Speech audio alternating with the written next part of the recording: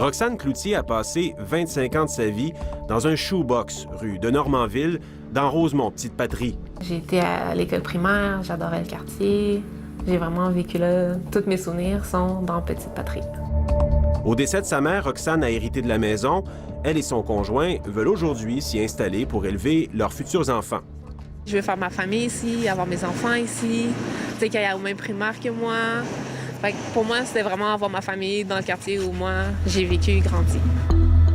Tous les éléments qui composent la maison, hein, c'est pas compliqué, le toit, façade, il y a des infiltrations. On voit que c'était une maison qui était dans très, très mauvais état. Après inspection, l'architecte du couple conclut qu'il faut démolir la maison. On est passé devant le comité de démolition en mars 2018. Et là, oui, le comité de démolition a été en faveur, pas unanime, mais était en faveur de notre projet. Donc oui, on avait le OK, vous pouvez aller de l'avant. Leur projet initial, une unifamiliale de 2 étages, ressemble à ce qui est construit juste en face de chez eux. Après des rencontres avec l'arrondissement, le couple est sous l'impression que la construction de leur maison n'est plus qu'une formalité.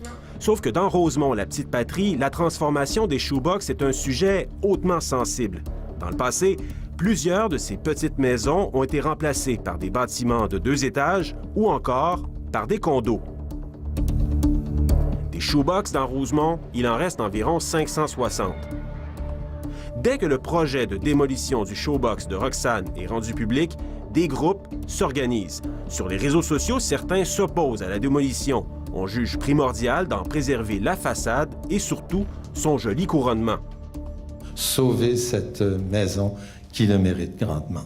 Des opposants laissent même entendre que la maison est menacée par un promoteur qui souhaite en faire des condos. Le couple est renversé par une telle levée de boucliers. On s'attendait pas à ça. En fait, on ne se considère pas comme étant des méchants en tant que tel. On a suivi les procédures, c'est vraiment une familiale. Alors, les comités de démolition, ils sont publics. Le 7 mai, la décision finale est rendue. Le conseil d'arrondissement reconnaît que dans l'état actuel, la shoebox doit être démolie. Mais les élus de Rosemont estiment qu'il faut aussi protéger la façade. C'est exactement ce qu'on a demandé dans le cas du shoebox de Normanville, qui avait une magnifique façade. Le projet initial du couple est donc rejeté. Pour construire leur maison, l'arrondissement les oblige à refaire la façade du premier telle qu'elle. Roxane et Kenley craignent que cette obligation fasse grimper significativement la facture de maçonnerie.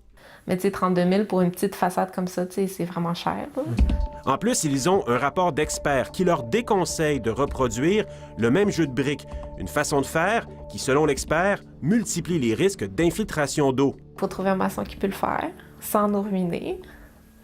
Puis, tu sais, il faut que ça soit bien fait aussi. Pour la conseillère responsable du dossier, c'est le prix à payer pour préserver cet héritage du passé. Pour préserver le patrimoine résidentiel, il faut investir dedans. Mme Gosselin ajoute qu'à l'avenir, pour ce qui est des shoebox, les règles seront plus claires. Dans ce dossier-là, il y a eu énormément de va-et-vient, il y a eu énormément de difficultés de tractation. Ça, je vous l'accorde. On a beaucoup appris de ce cas-là. Puis c'est justement pour empêcher ces longueurs-là, ces difficultés-là, qu'on adopte les changements de règlement. Mais le règlement proposé par l'arrondissement pour protéger les shoebox soulève l'inquiétude de plusieurs propriétaires. Plus d'une centaine sont venus exprimer leurs craintes lors d'une récente séance d'information. Il n'y a pas de possibilité d'aller, puis de contester, puis de demander une révision interdite, alors qu'on voit qu'il y a plein d'erreurs. Il y a quelque chose qui On est l'exemple. On a été comme servi d'exemple sans être avant même les règlements.